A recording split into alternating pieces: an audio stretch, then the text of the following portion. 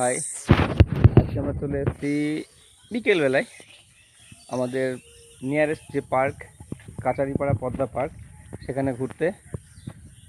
সঙ্গে আরও আছে দুজন, আর আমি ফার্স্ট টাইম আমি ব্লগ করছি। আর এই যে পদ্মা নয়, পদ্মা নদী। তো ভিউটা কিন্তু খুব সুন্দর লাগছে। আর এটাই সেই কাচারিপাড়া পার্ক, যেটা ডিসেম্বর আর জানুয়ারি সবসময় পিকনিকের জন্য ব্যস্ততম একটা জায়গা। প্রতিদিনের জন্যে সারা দিনময় এখানে কিন্তু পিকনিক হতে থাকে। তো আমরা আসছি সেই জায়গায় আজকে ঘুরতে।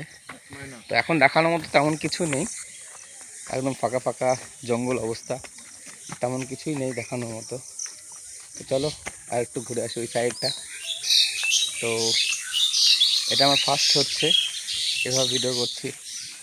কেমন হচ্ছে একটু অবশ্যই কমেন্টস করে জানাবে কিন্তু। আর এই যে আমার সামনের ভিউটা এরকম,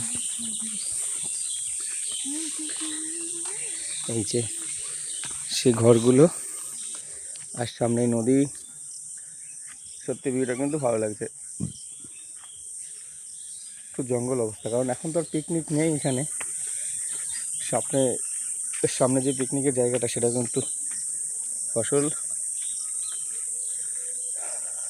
ডাস্টবিনটা এরকম পড়ে আছে। এই জায়গাটা কিন্তু পুরো পিকনিক স্পট, সেটা কিন্তু এখন ফসল লাগানো আছে।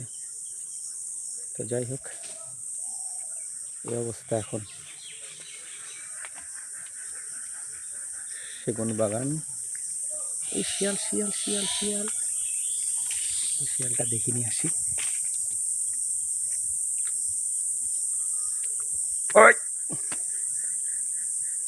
ও কিন্তু পালালো। এই যে হরিণ, শিয়ালটা কোথায় গেল দেখি।